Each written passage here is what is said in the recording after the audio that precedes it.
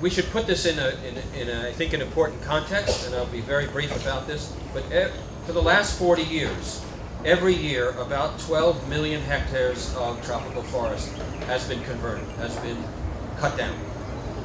That's a lot, and it's happened every single year for the last 40 years, and possibly even more than that.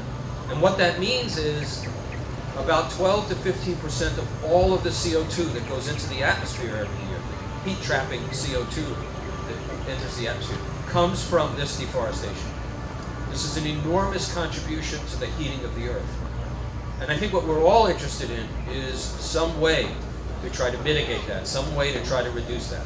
And we know that the things we don't pay for, we put very little value on. But that doesn't mean these are not valuable. These are incredibly valuable resources. The pollination, the seed dispersal, the insect control, disease buffering, water purification, and on and on. We get all those free from nature, but as we destroy it, then we lose those services. So we're all trying to figure out how do we deal with this very large international problem, this problem that affects all of us. Nobody is immune from this. Nobody will escape this problem. Everyone is trying to figure out new and innovative ways to try to deal with that.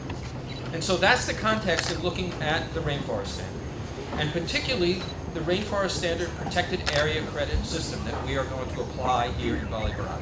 It is what we believe, an innovative mechanism for financing the management of protected areas. But this particular project would not happen if it wasn't for the support of two key groups.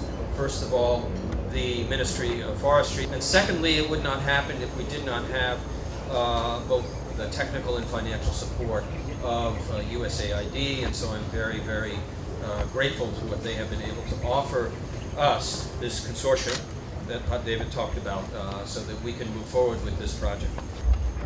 It's a real pleasure for me to be here today with you, not only because it's fantastic to be in one of the most beautiful places on earth, but also to be participating with you in launching a totally different kind of program to do something spectacular. Today, as Don mentioned, we're launching a landmark initiative that will help to reduce the loss of Indonesia's tropical forests and its biodiversity. It's no longer about inputs here and there. It's partnership. We're looking for strategic engagement with a small number of selected private sector investors with big ideas to promote transformational change. For me, this partnership, Rainforest Standard, Bali Barat National Park, is the perfect pioneer example of what this is all about.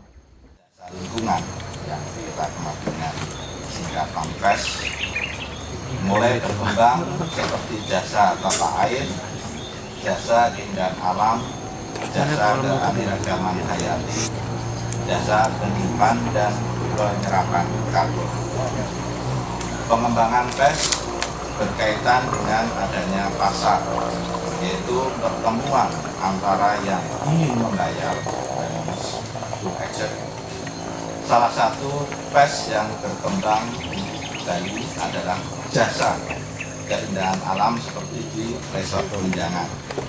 Pengayaan sistem inovasi kehutanan yang telah ada dan mempercepat aplikasinya untuk pelestarian hutan alam dan masyarakat di dalam hutan.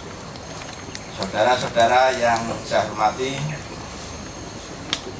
dengan mengucapkan Bismillahirrahmanirrahim, maka pada hari ini saya meluncurkan proyek Rainforest Standar di Indonesia.